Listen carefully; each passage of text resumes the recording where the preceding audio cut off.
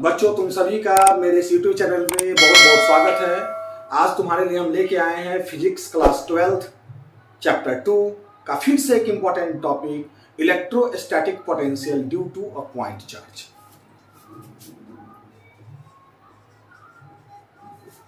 Electrostatic potential due to a point charge.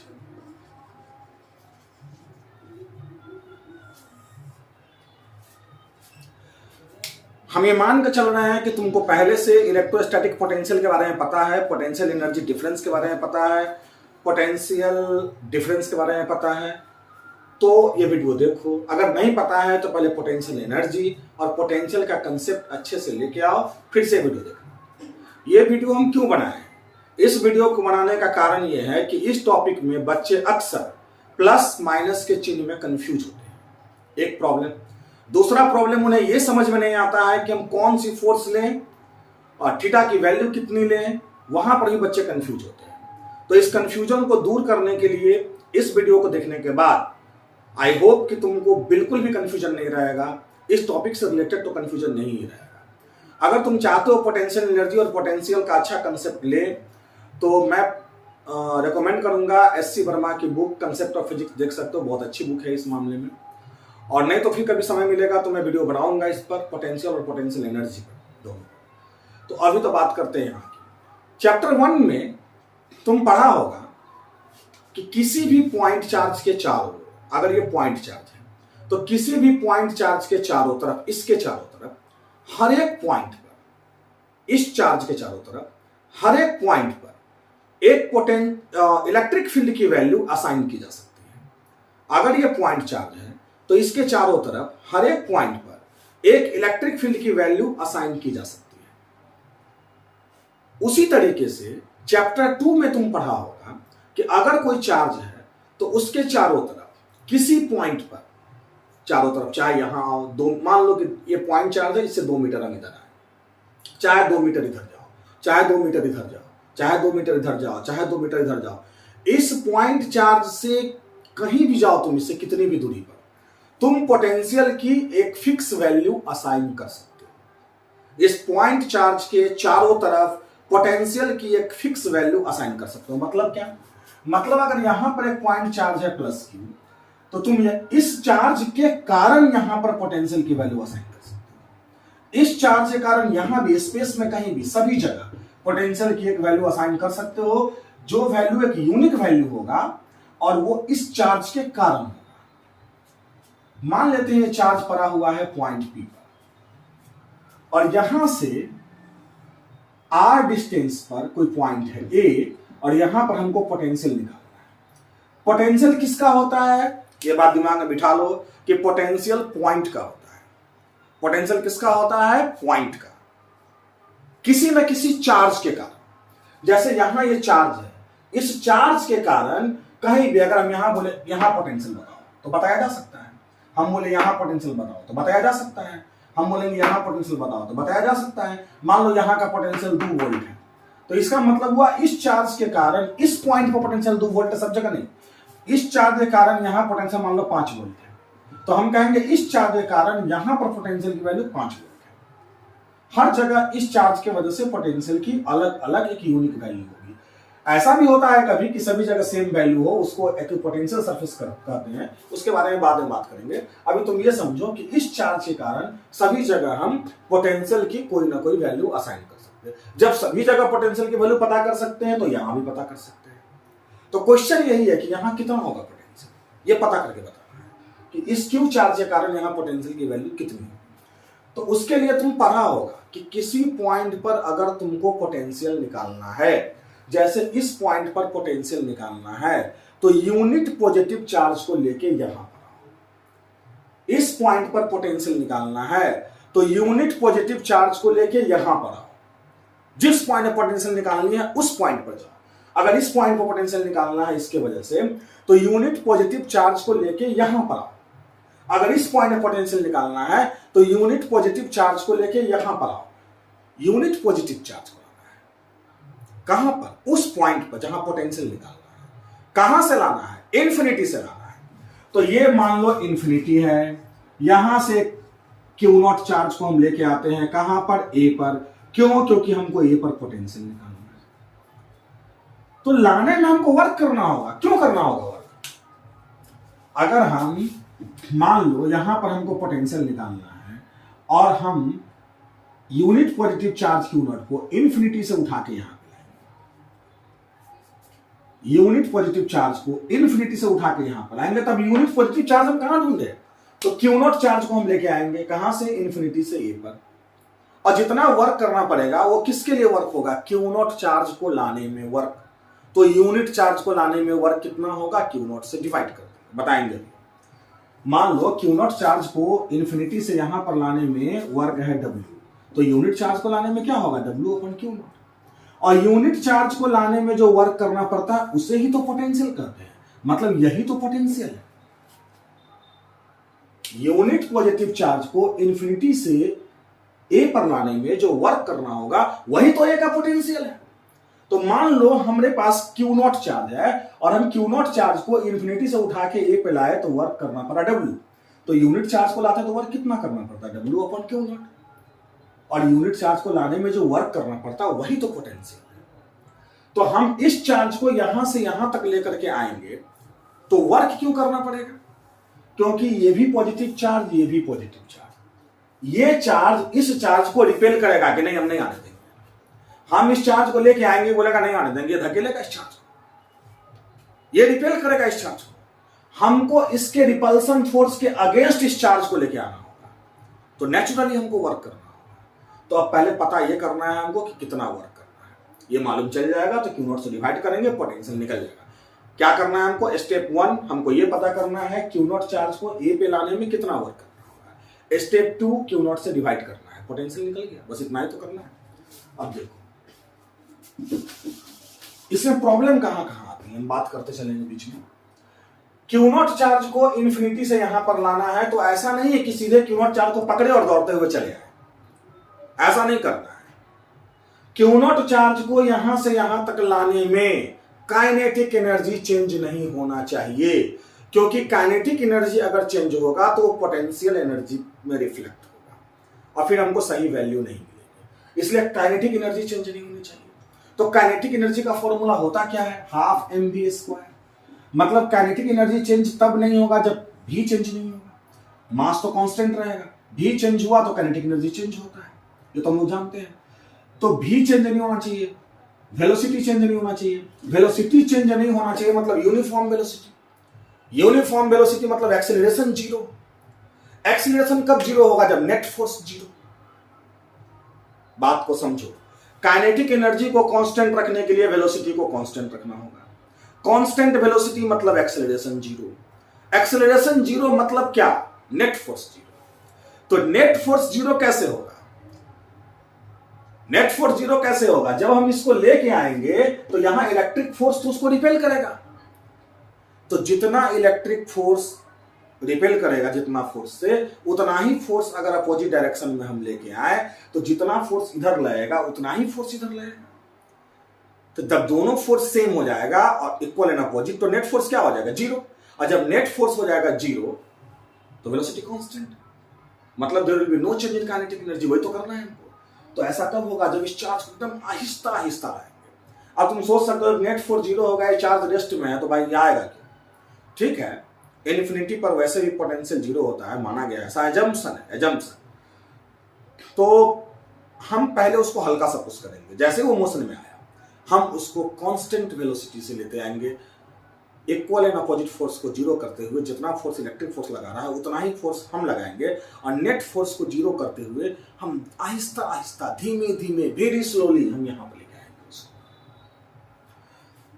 तो अब देखते हैं, पहले वर्क डन निकालते हैं। Work done in bringing a charge Q naught from infinity to A. यही तो निकालना है, यही तो निकालना है कि भाई क्यू नॉट को लेके आए हुए इन्फिनिटी से ए तक तो कितना वर्क करना पड़ेगा, ये तो पता करना है। तो क्यू नॉट को इन्फिनिटी से, अगर एक बात बताते हैं, मान लो हम एक जगह से दूसरी जगह किसी वस्तु को ऐसे, किसी ऑब्जेक्ट को ऐसे हम पुश करते हुए ले जा रहे हैं और हमारा वर्क होता है 2 जूल और उसको हम ए से बी तक ले जाते हैं। तो उसी को अगर हम बी से ए तक लेकर के आए, उतने ही फोर्स को अप्लाई करके, उतना ही डिस्प्लेसमेंट पूरा करके, तो हमारा वर्क डन कितना होगा? -2 जूल। अब ये इन्फिनिटी पर है, इन्फिनिटी से थोड़ा सा इधर भी आएंगे तब भी इन्फिनिटी ही रहेगा, इन्फिनिटी से थोड़ा सा आगे भी जाएंगे तब भी इन्फिनिटी ही रहेगा। तो यहां इन्फिनिटी से यहां तक लाने में, डिस्प्लेसमेंट में और बाकी इंफॉर्मेशन में प्रॉब्लम आएगी। तो हम क्या करेंगे? हम वर्क डन निकालेंगे, जैसा कि फिजिक्स से किसी बुक में तुम देख सकते हो, हम वर्क डन निकालेंगे कहां से कहां तक? ए से इन्फिनिटी तक। ए से इन्फिनिटी तक जाने में जो वर्क लगेगा, अगर मान लो यहां से यहां तक आने में वर्क हुआ 2 जूल, तो इसका मतलब है इधर से इधर जाने में वर्क डन होगा -2 जूल। अगर इधर से इधर वर्क आने में हुआ 10 जूल, तो इधर से इधर जाने में वर्क डन क्या होगा? -10 जूल। क्योंकि एक बार इधर से इधर आए और इधर से इधर आए तो लूप बन गया, और क्लोज लूप में कंजर्वेटिव फोर्स द्वारा किया गया वर्क डन 0 होता है। तो स्वाभाविक है, इधर से अगर पॉजिटिव मानेंगे वर्क तो इधर का वर्क नेगेटिव होगा, इधर का अगर नेगेटिव मानेंगे तो इधर का पॉजिटिव होगा। मतलब इन्फिनिटी से ए तक लाने में जितना वर्क हमको करना पड़ेगा, अगर हम क्यू नॉट चार्ज को ए से इन्फिनिटी ले जाए तो, और इसमें नेगेटिव साइन लगा दे, तो ये वर्क दोनों बराबर हो जाएगा। यहां से यहां तक आने में जो वर्क करना होगा वो किसके बराबर होगा? यहां से यहां तक जाने में जो वर्क है उसमें नेगेटिव साइन लगा दो, उसके बराबर होगा। अगर यहां से यहां तक 10 जूल तो यहां से यहां तक -10 जूल, अगर यहां से यहां तक 20 जूल तो यहां से यहां तक -20 जूल। तो इन्फिनिटी से ए तक आने में जितना वर्क है, अगर ए से इन्फिनिटी करते हैं तो उसमें माइनस का साइन लगाना। अब वर्क डन का फॉर्मूला क्या होगा? तुम सोचोगे फोर्स इनटू डिस्प्लेसमेंट, नहीं, ये लागू नहीं होगा। क्यों नहीं लागू होगा फोर्स इनटू डिस्प्लेसमेंट? यहां क्यों नहीं लागू होगा फॉर्मूला? वो कांस्टेंट फोर्स का फॉर्मूला है, जब फोर्स कांस्टेंट रहेगा तब। यहां पर हमको हर जगह लाते समय इलेक्ट्रिक फोर्स जितना लग रहा है उतना ही फोर्स लगाना है। तो इलेक्ट्रिक फोर्स की वैल्यू क्या होती है? K(Q1 × Q2/r²। मतलब जैसे जैसे डिस्टेंस बढ़ेगा फोर्स की वैल्यू घटेगी। उधर से हम आ रहे हैं, जैसे जैसे डिस्टेंस घटेगा फोर्स की वैल्यू बढ़ेगी। तो जब इलेक्ट्रिक फोर्स की वैल्यू बढ़ेगी तो हमको भी अपना फोर्स की वैल्यू बढ़ाना होगा। मतलब फोर्स यहां कांस्टेंट नहीं है, तो यहां वेरिएबल फोर्स के द्वारा किया गया वर्क डन का फॉर्मूला लगाना होगा, मतलब इंटीग्रेट करना होगा। फिर से समझो, यहां W = F × S क्यों नहीं? Why not? Because that formula is only for constant force. Here force is not constant, here force is variable.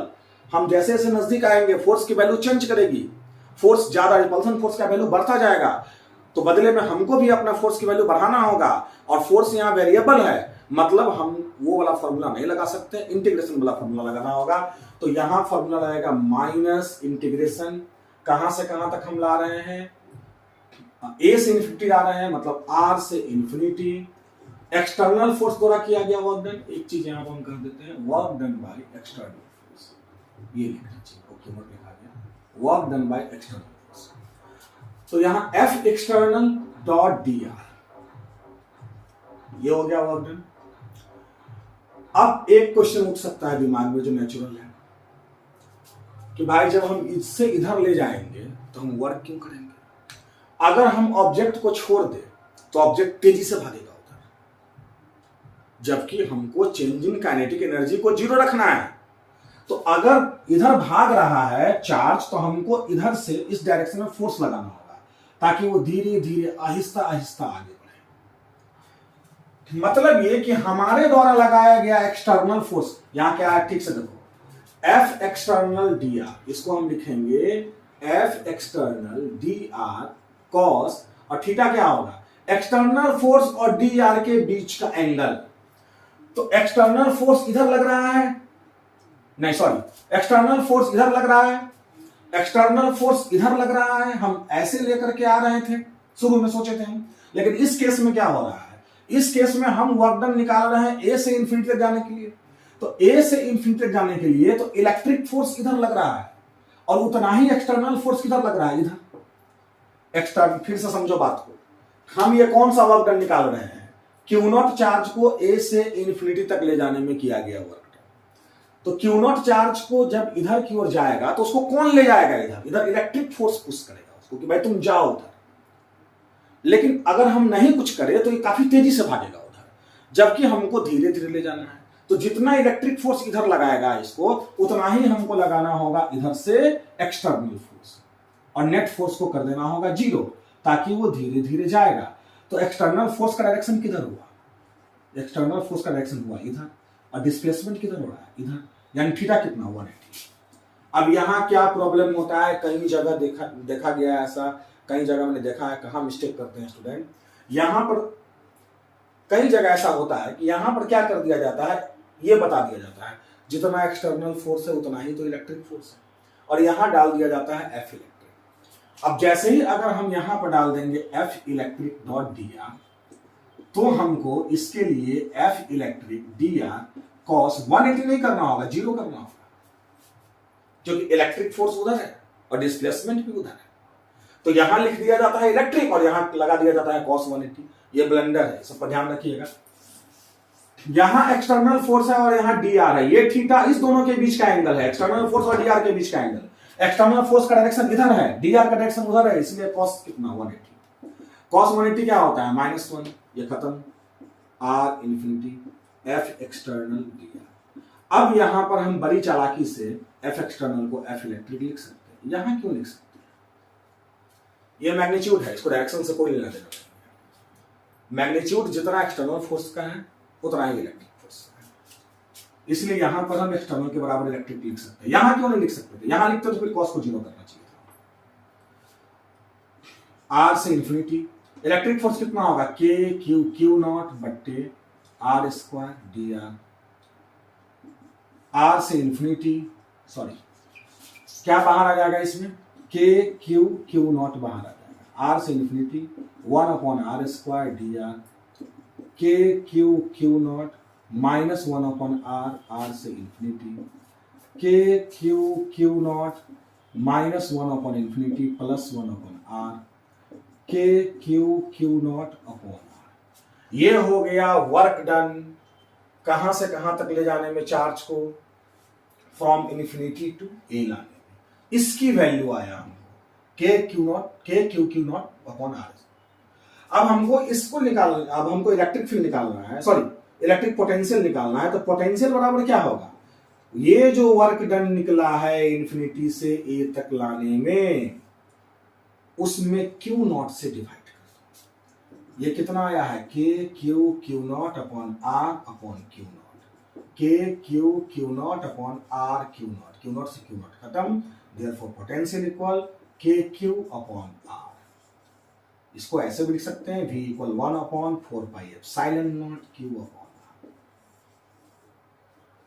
ठीक से समझिए, वंस अगेन हमको पोटेंशियल निकालना था ए पर, तो कैसे निकलता, यूनिट पॉजिटिव चार्ज को इन्फिनिटी से लेके आना था ए पर, उसमें जितना वर्क करना पड़ता वही पोटेंशियल होता। तो यूनिट पॉजिटिव चार्ज को हम कैसे लाए, तो हम क्यू नॉट चार्ज को लाते, जितना वर्क होता उसमें क्यू नॉट से डिवाइड करते, कहां, इन्फिनिटी से ए तक। तो work done by external force in bringing a charge from infinity to A, किसके बराबर होगा, जितना हम ए से इन्फिनिटी जाएंगे वर्क करेंगे, उतना ही इन्फिनिटी से ए पर आने में वर्क करना होगा, बस एक पॉजिटिव होगा तो दूसरा नेगेटिव, तो हम इसे माइनस का साइन लगा दिए, इसी के बराबर ये हो जाएगा। अब work done by external force क्या होता है, F dot D R. Work done by electric force क्या लिखते हैं, F electric dot D R. यहाँ एक्सटर्नल फोर्स है तो F external dot D R. External force किधर लग रहा है, इधर। इधर क्यों लग रहा है, चार्ज तेजी से ना भागे इसलिए उसको आहिस्ता आहिस्ता ले जाना है। डिस्प्लेसमेंट किधर हो रहा है, उधर। तो एफ एक्सटर्नल डी आर के बीच एंगल कितना हो जाएगा, 180 डिग्री। कॉस 180 का वैल्यू कितना हुआ, -1, ये माइनस खत्म।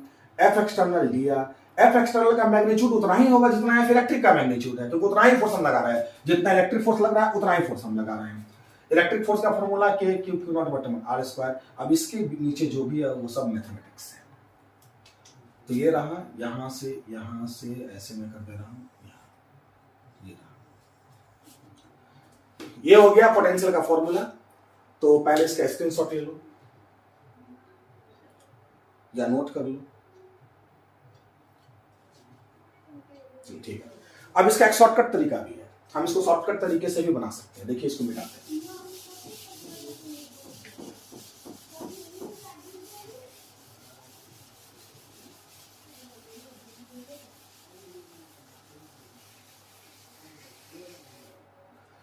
किसी कॉन्फ़िगरेशन, अगर तुम पोटेंशियल एनर्जी जानते हो तब ये शॉर्टकट तरीका तुम्हारे लिए है, अगर नहीं जानते हो तो नहीं है तुम्हारे लिए। किसी कॉन्फ़िगरेशन का change in potential energy UP minus U infinity. पहले क्या था, पहला कॉन्फ़िगरेशन ये था कि यहां पर पॉइंट चार्ज पड़ा हुआ है Q और ये पड़ा हुआ है इंफिनिटी पर। इसके बाद कॉन्फ़िगरेशन चेंज हुआ। क्या चेंज हुआ, यहां Q तो है ही लेकिन Q नॉट आ गया R डिस्टेंस। पहला कॉन्फ़िगरेशन ये था, यहां पॉइंट चार्ज था और Q नॉट कहां था, इंफिनिटी पर, तो इसकी पोटेंशियल एनर्जी U इंफिनिटी। उसके बाद हमने इस चार्ज को उठा के यहां ले आया, अब कॉन्फ़िगरेशन चेंज हो गया, इसकी पोटेंशियल एनर्जी यूपी। तो चेंज इन पोटेंशियल एनर्जी कितना होगा, final minus initial, UP minus U infinity. ये किसके बराबर होता है, K Q Q not upon R के बराबर। अगर आप पढ़े हो चेंज इन पोटेंशियल एनर्जी तो ही आपके लिए। हमको निकालना क्या है, पोटेंशियल, तो क्या होगा, change in potential VP minus we infinity. ये किसके बराबर होगा, जो चेंज इन पोटेंशियल एनर्जी है उसमें चार्ज से डिवाइड, मतलब K Q Q not upon R में क्यू नॉट से डिवाइड। भी इंफिनिटी पे माना जाता है एजम्पशन 0, तो बचा क्या, के क्यू बट्टे आर। यही फॉर्मूला तुमने निकाला था, ये शॉर्टकट में था। अगर तुम पोटेंशियल जानते हो, पोटेंशियल एनर्जी का कांसेप्ट मालूम है तो ऐसे बना सकते हो। अब बस 2 या 3 न्यूमेरिकल्स देते हैं, फिर इसके आगे बढ़ते हैं।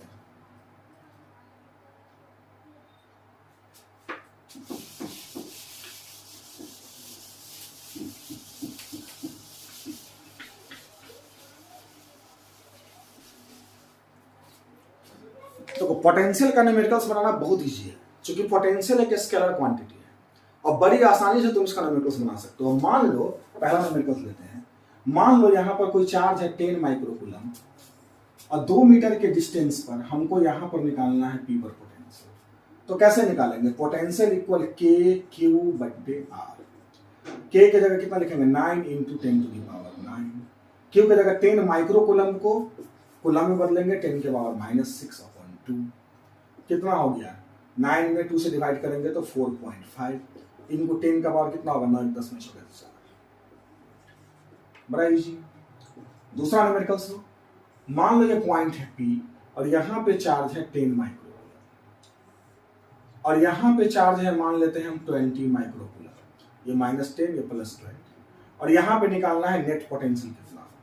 तो यहाँ पर पोटेंशियल इसके कारण भी होगा और इसके कारण भी होगा। तो नेट पोटेंशियल कैसे निकालेंगे, पहले इसके कारण कितना पोटेंशियल होगा, इसकी डिस्टेंस कितना ले लें, मान लो 1 मीटर हम ले लेते हैं सुविधा के लिए।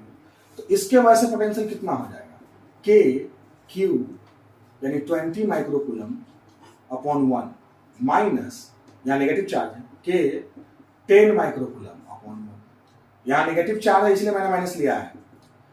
यहाँ पर क्या हो जाएगा, 9 into 10 to the power 9 into 20 into 10 to the power -6 minus 9 into 10 to the power 9 into 10 into 10 to the power -6।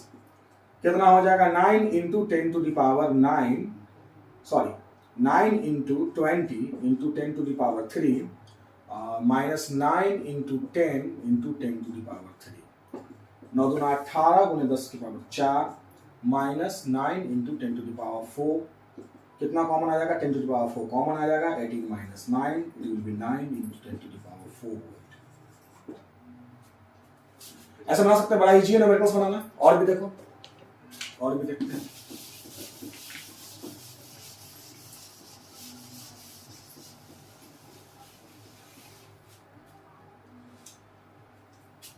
एक न्यूमेरिकल्स और लेते हैं, ये इक्विलैटरल ट्रायंगल है, ये 1 मीटर, ये भी 1 मीटर, ये भी 1 मीटर। यहाँ 2 कूलम चार्ज है, यहाँ -2 कूलम चार्ज है, यहाँ पर पोटेंशियल निकालना है। तो भी ए पर पोटेंशियल कैसे निकलेगा, एक इस चार्ज की वजह से पोटेंशियल होगा और एक इस चार्ज की वजह से पोटेंशियल होगा। इसके वजह से कितना होगा, के इंटू 2 अपॉन 1, यहाँ माइनस के इंटू 2 अपॉन 1 कैंसिल आउट हो जाएगा, कितना 0। एक और लेते हैं क्वेश्चन, एक क्वेश्चन है,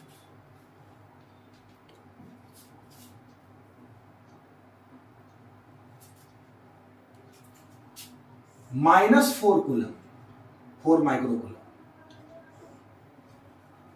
एक चार्ज है,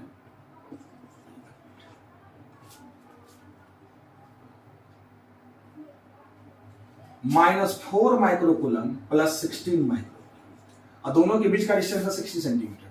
क्वेश्चन है कि कहां पर पोटेंशियल जीरो होगा। क्वेश्चन ये है कि कहां पर पोटेंशियल जीरो होगा।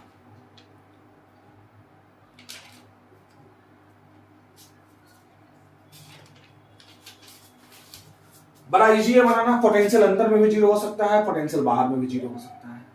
अगर अंदर में जीरो निकाले पोटेंशियल कहां पर जीरो होगा, तो इसके लिए क्या करना होगा हमको। देखो, अगर अंदर में हम पोटेंशियल निकालना चाहते हैं, मान लेते हैं ये पॉइंट है P, यहां पर पोटेंशियल है जीरो, ये डिस्टेंस इनिशियल डिस्टेंस है 60 सेंटीमीटर, यहां का डिस्टेंस है x।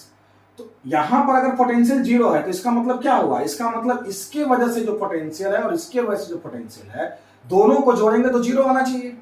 तो इसके वजह से पोटेंशियल कितना हो जाएगा, k 16 into 10 to the power -6 k³ by r। ये डिस्टेंस कितना हो जाएगा 60 माइनस x, सेंटीमीटर में निकाल लेते हैं 60 माइनस x, प्लस इसके वजह से पोटेंशियल कितना हो जाएगा k into -4 into 10 to the power -6 upon x बराबर क्या होगा 0।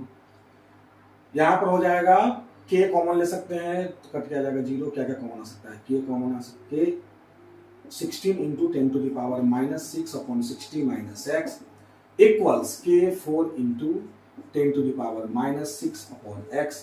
ये दोनों कैंसिल हो गया, ये दोनों भी कैंसिल हो गया, 4 4 जा 16, 4x इक्वल्स